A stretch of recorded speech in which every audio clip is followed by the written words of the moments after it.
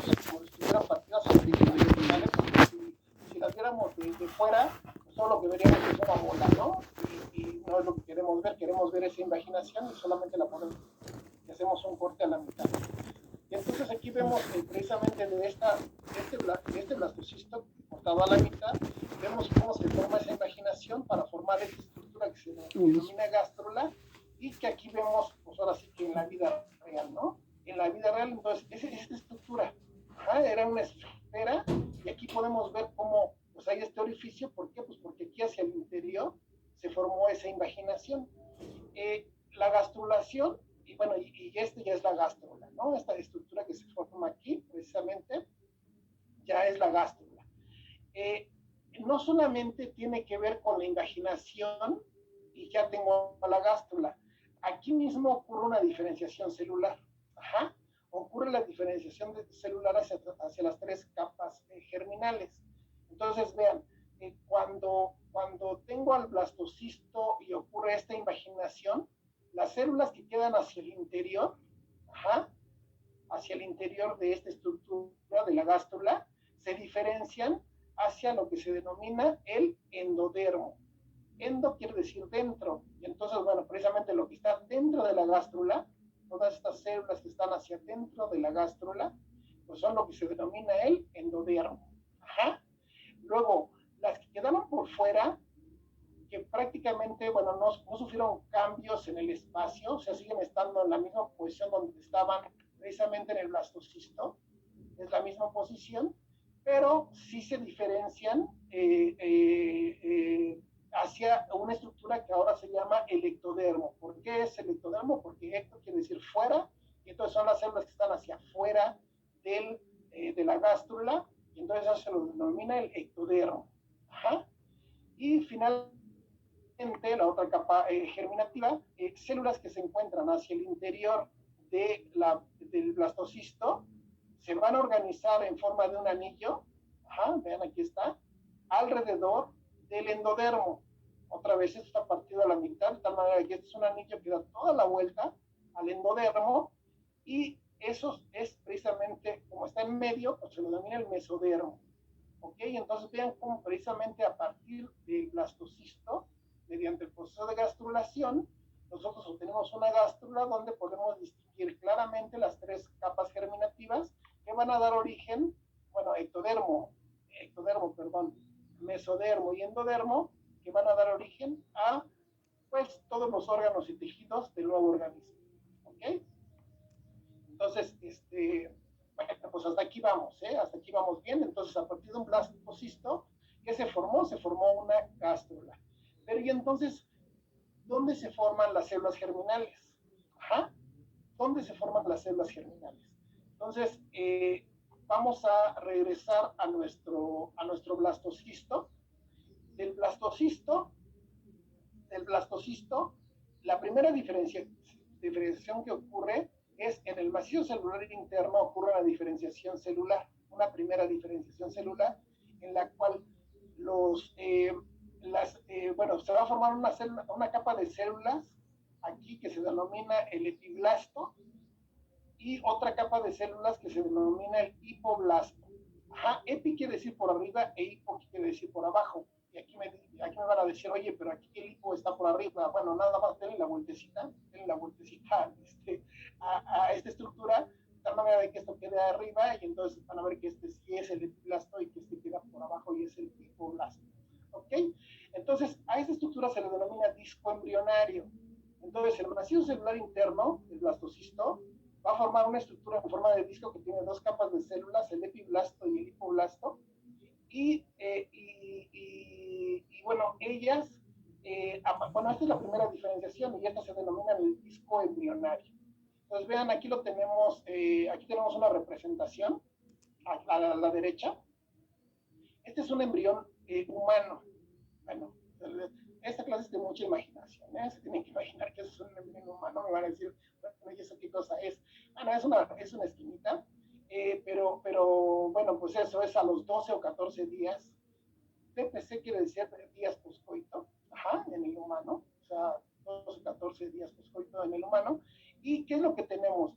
Tenemos que el blastocisto ya formó el disco embrionario, el macizo celular interno, ya estaba aquí en esta posición. Recuerden, esta que está aquí abajo, pues era la cavidad, ¿no? El blastocele.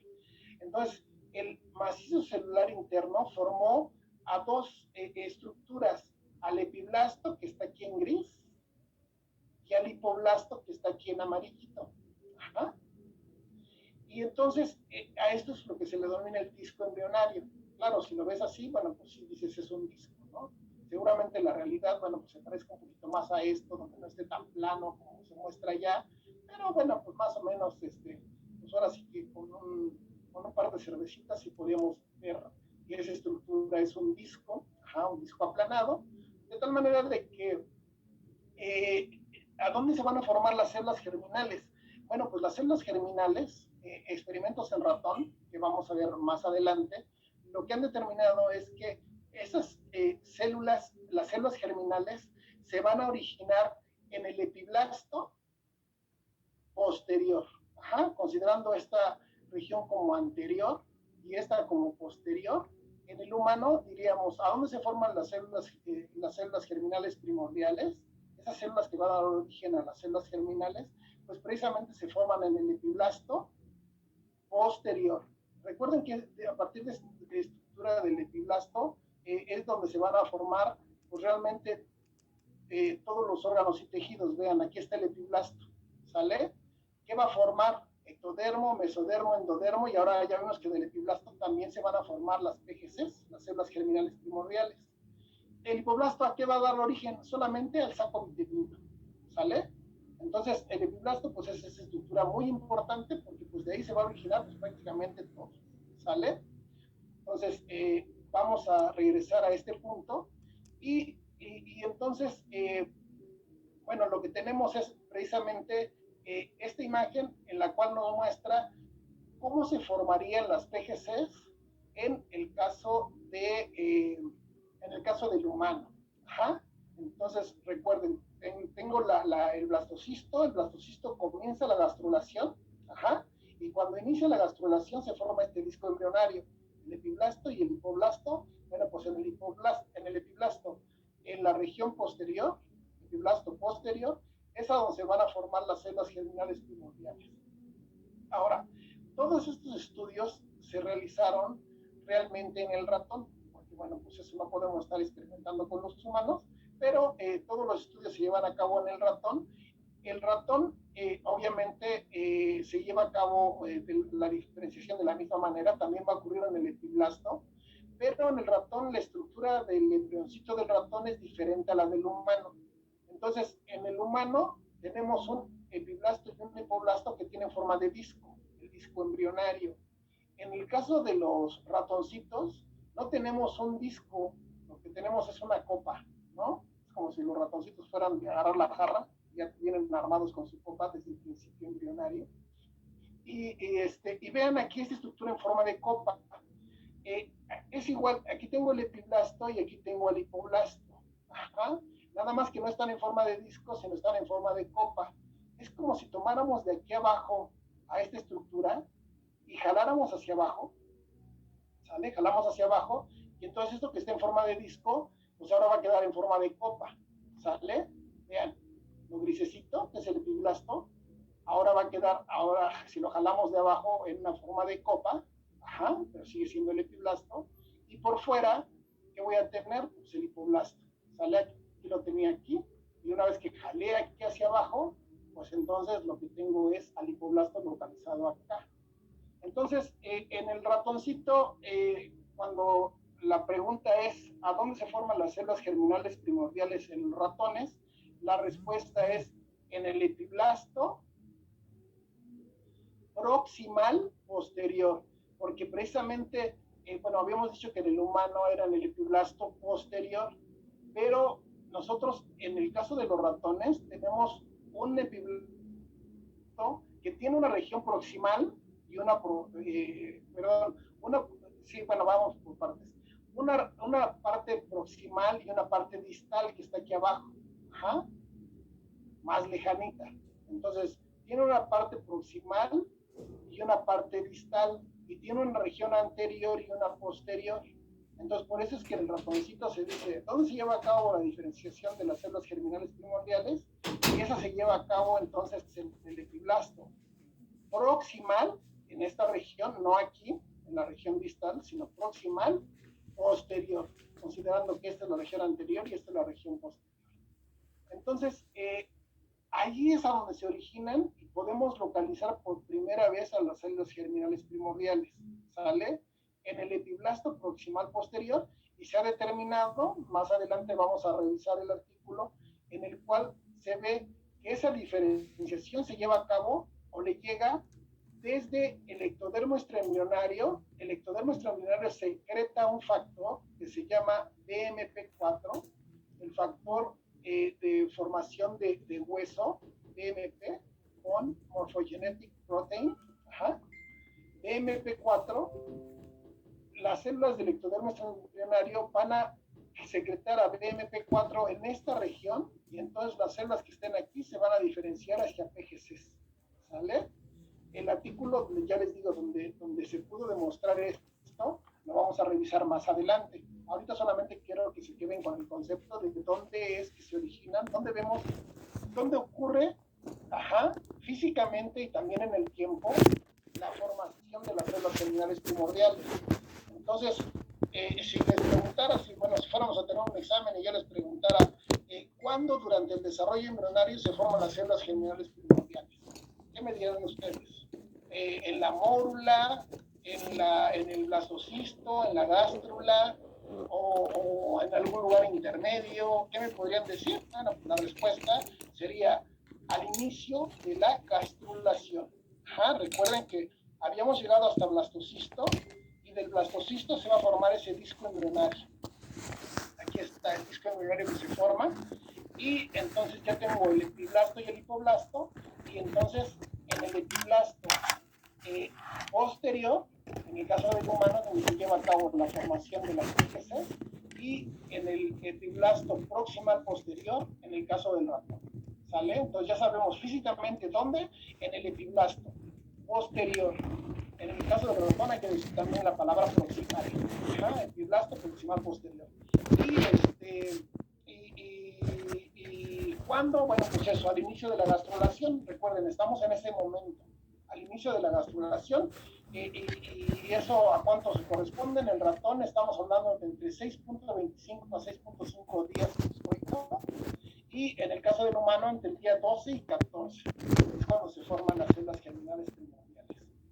Entonces, ¿hasta quién no tiene alguna pregunta? Yo. Sí, dime, Raúl. Para humanos igual se secreta BMP4 y BMP8A, o se utilizan mucho más. Sí, en realidad también se secreta BMP4 y BMP8, pero ya te digo, en realidad muchos de los estudios se extrapolan al humano sin que se haya llevado a cabo el experimento como tal, porque no se puede hacer. Pero como se llevó a cabo en el ratón y como en el humano se tienen las mismas estructuras, bueno, pues entonces se infiere que es lo mismo. Pero sí, en realidad el consenso es de que justamente se lleva a cabo de la misma manera que se lleva a cabo en el ratón, por la participación de BMP4 también, aunque te digo, muchos de los estudios que se han llevado a cabo en ratón no se han podido llevar en el humano, pero se extrapola la información. ¿Sale? Bueno. Entonces, aquí es donde los vemos primero. Todavía el embrión, pues ahora sí que todavía no tiene ni cabeza, ni patas, ni nada, ¿no? Estamos en una estructura, en el caso del ratón, pues es una estructura en forma de gota, y si la vemos por fuera, pues tú dices, pues, ¿eso qué es? Pues es una gotita, pues fuera una gotita de agua, bueno, pues esa es la estructura que tiene el embrión. Y en el caso del humano, bueno, pues esta estructura que puede ser ligeramente ovoide, pero no, ya les digo, todavía esto no tiene ni pies ni cabeza, ¿no? Estamos muy temprano en el desarrollo, ¿no? Seguramente la mamá en este caso todavía no sabe que está embarazada y bueno, pues tiene este embrioncito que tiene esta estructura. Entonces, es ahí donde se les observa y es ahí donde se originan las PGCs. Pero luego, entonces, bueno, les voy a hacer la pregunta de una vez. Estas PGCs son las células germinales primordiales. son las células que van a originar a las células germinales.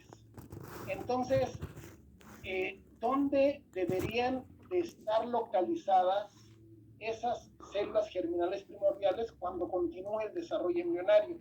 Ya cuando esto tenga bracitos, piernitas, ojitos y boquita y todo lo demás, ¿dónde deberían estar esas células germinales primordiales? En la nariz, en los brazos, en las piernas. ¿Dónde? Pues en las gónadas, ¿verdad? En las gónadas, porque en las gónadas, ya sea el ovario o el testículo, es a donde se forman las células germinales. ¿Sale?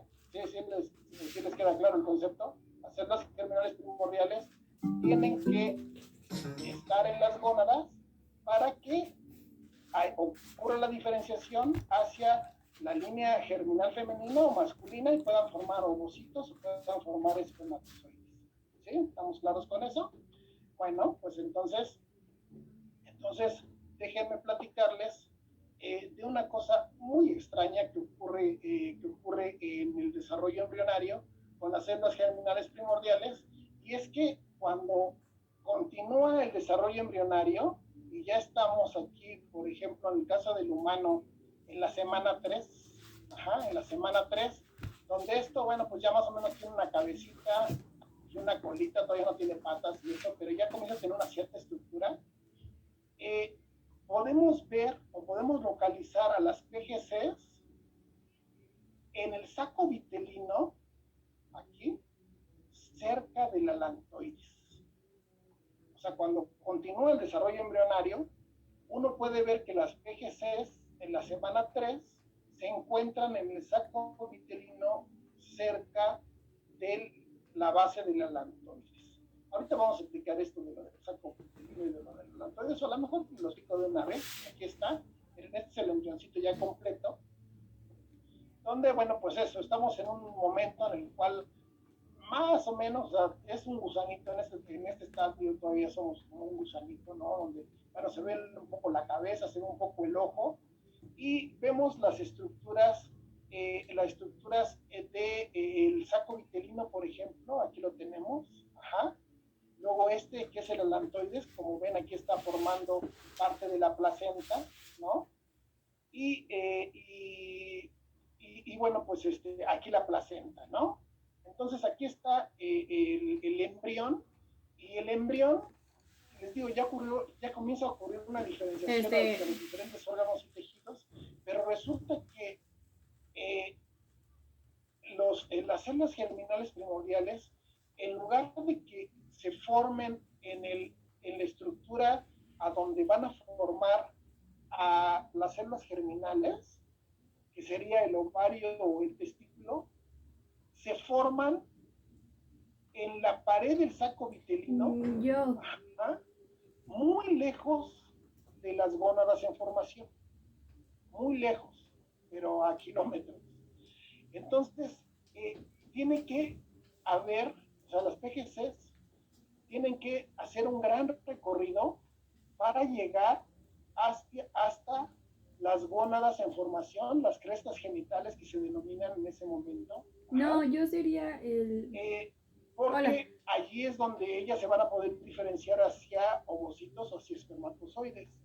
Pero ya les digo, o sea, contrario a lo que uno pensaría, y dices, bueno, pues si son las PGCs y van a formar a la línea germinal, pues entonces su origen, pues más práctico, pues pudiera haber sido que ellas se formaran directamente en la gónada en formación, pero no, resulta que se forman en la pared del saco vitelino muy lejos de las gónadas, de tal manera de que las PGCs tienen que hacer un recorrido, tienen que migrar, y esto, les digo, es una distancia muy, muy grande para poder alcanzar a las crestas genitales.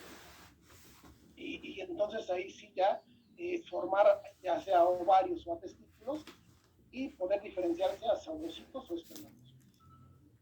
Entonces, aquí lo que vemos es a este embrión, pero cortado a la mitad.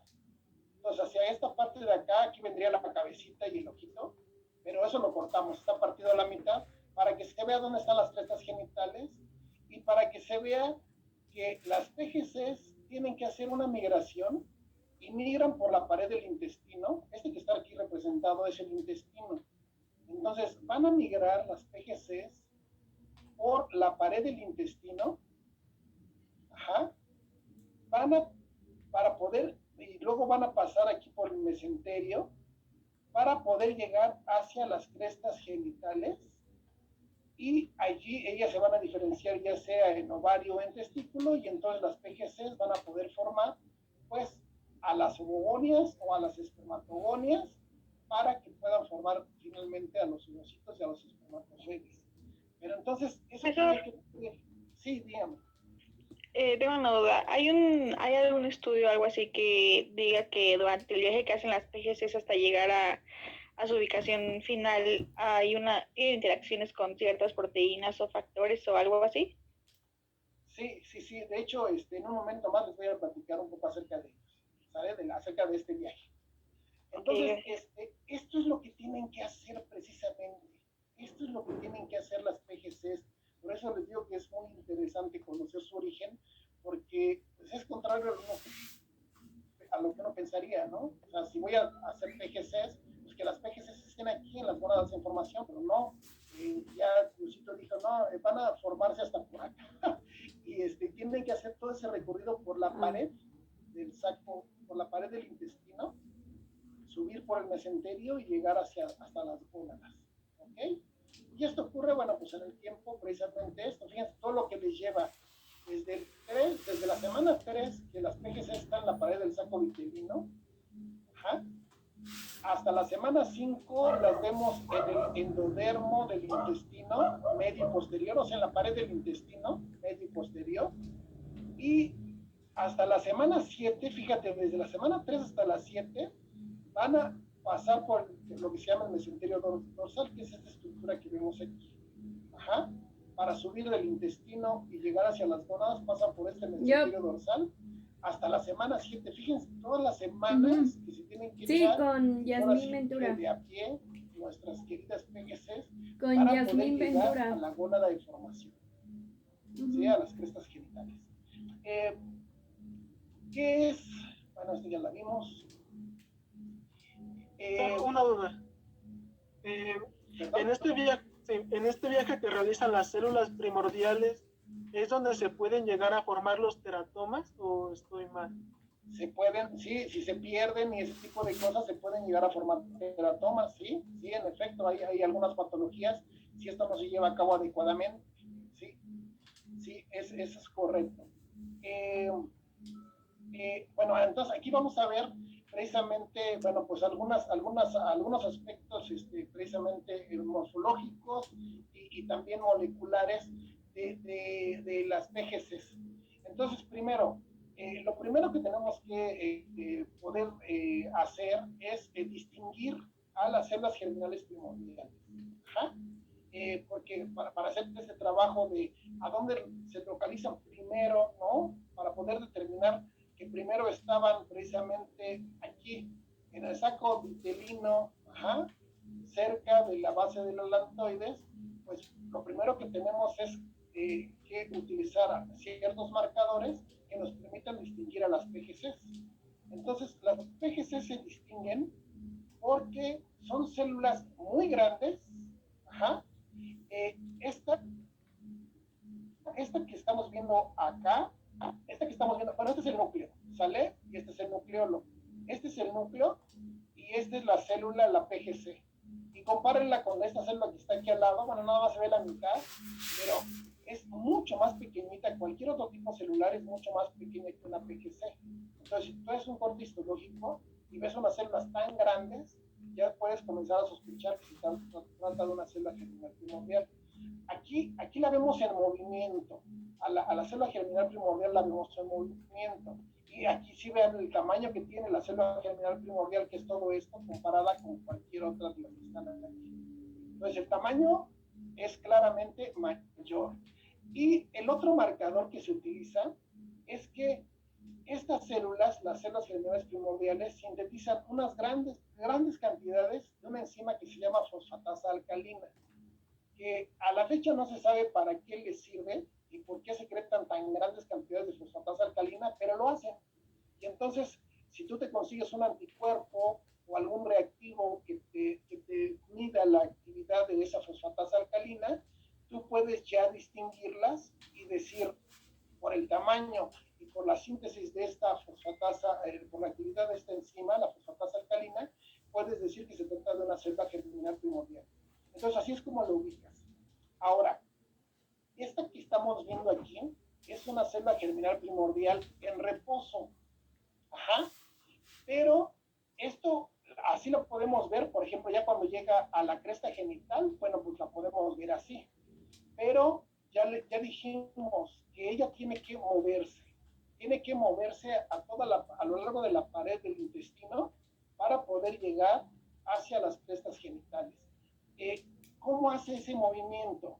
Ese movimiento lo realiza exactamente de la misma manera como supongo que habrán visto por ahí en algún documental o algo, cómo se mueve una amiba, ajá, que sacan prolongaciones citoplásmicas, ajá, se fijan al sustrato y luego jalan, o sea, como si fuera su bracito, jalan y se desplazan y forman otro, o sea, forman estructuras llamadas pseudópodos, pero son esas prolongaciones citoplásmicas para ir, pues digamos, reptando y moverse en una cierta dirección. Entonces, aquí la vemos precisamente cómo va ella, bueno, pues trabajando, bueno, haciendo este trabajo, haciendo estos movimientos amigoideos, vean cómo sale esta prolongación citoplasmática, se fija a este punto y luego jala para poder moverse en esa dirección. Todo esto tiene que ver, pues, con la estructura del citoesqueleto. Ajá. Se forman aquí, para esta prolongación citoplasmática, se forman pues una gran cantidad de microfilamentos, microtúbulos, etcétera, y luego se van acortando de tal manera de que la célula, ya una vez que se fijó acá, se comienzan a cortar, y entonces la célula se puede mover en esa dirección. Entonces, así es como se van a ir moviendo a lo largo de la pared celular, pero no van por encima, van en la pared celular. Entonces, tienen que ir separando a las células de la pared del intestino y ellas no son sí, como no, señorita PGC, pase usted, ¿no? Y hacen un lugar, sino que tienen que ir secretando una buena cantidad de enzimas para poder ir degradando la matriz extracelular que mantiene unidas a las células de la pared del intestino y poder ir avanzando entre ellas. ¿Sale? Ahora, ¿qué es lo que las guía? ¿Qué guía a las PGCs hasta las crestas genitales? Entonces, precisamente de lo que me preguntaba la compañera, bueno, pues se ha determinado que hay algunos factores que se denominan quimiosinas, ajá, que son secretadas precisamente por las crestas genitales, y de la secreción de las crestas genitales, pues ocurre la difusión hacia todo el embrión. Pero de esas moléculas, las células germinales primordiales tienen receptores para estas quimiosinas.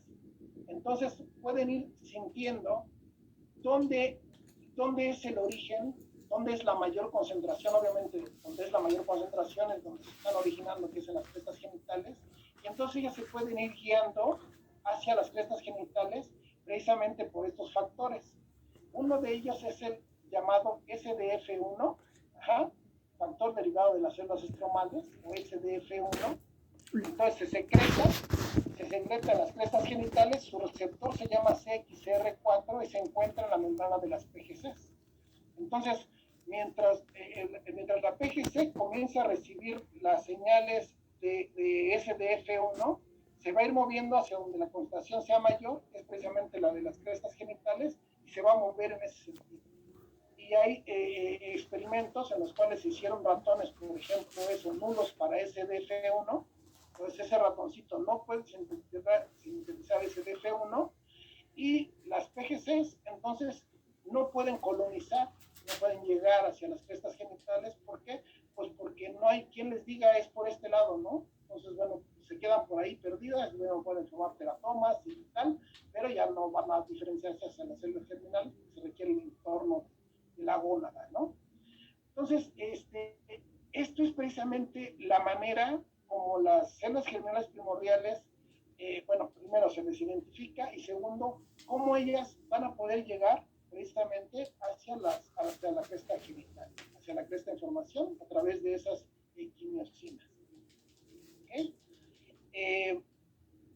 Bueno, y por último, vamos a revisar esta imagen, y en esta imagen, bueno, pues simplemente vamos a ubicarnos precisamente en el tiempo. Ajá, en el tiempo, ¿cuándo ocurren todos estos eventos? Tenemos un cuadro comparativo en el cual arriba tenemos al ratón, ajá, el desarrollo embrionario, ajá, la E se refiere al día del desarrollo embrionario, ajá, entonces, y tenemos en el humano. En el humano, en lugar de tenerlo por los días, les digo, como viene con retraso, entonces, bueno, pues tenemos semanas. Entonces, primero, ¿cuándo se inducen las PGCs? Recuerden que esta inducción ocurre mediante BMP4. ¿Cuándo se inducen esas PGCs y se diferencian?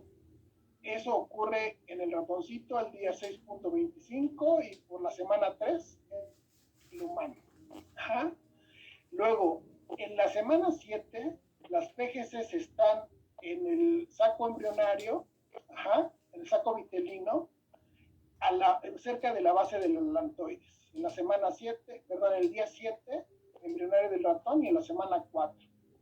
Y luego lo que tiene que ocurrir es la migración de las PGCs. Las PGCs migran, ajá, a lo largo de la pared del intestino, viajan a través del mesenterio dorsal entre las semanas 9, 10, perdón, el día embrionario 9 o 10.5 del ratón, y en la semana 5 más o menos en el humano.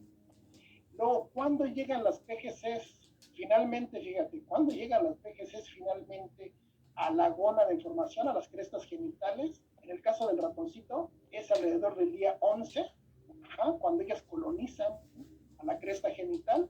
En el caso del humano es hasta la semana 6, ajá, hasta la semana 6, y ya luego, bueno, pues ya podemos ver ya la diferenciación de las gónadas. En el caso de los machos, ¿no?, la formación de los cogones igníferos y tal, de que ya está ocurriendo la diferenciación hacia las gónadas.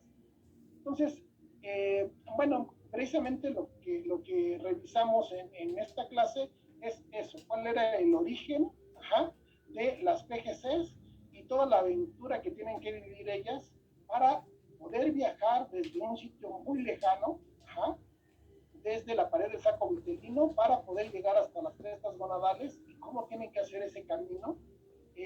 Muy difícil, la verdad es que es muy, muy complicado, pero bueno, pues así es como les tocó, y así es como se lleva a cabo en este mundo, pues desde organismos primitivos.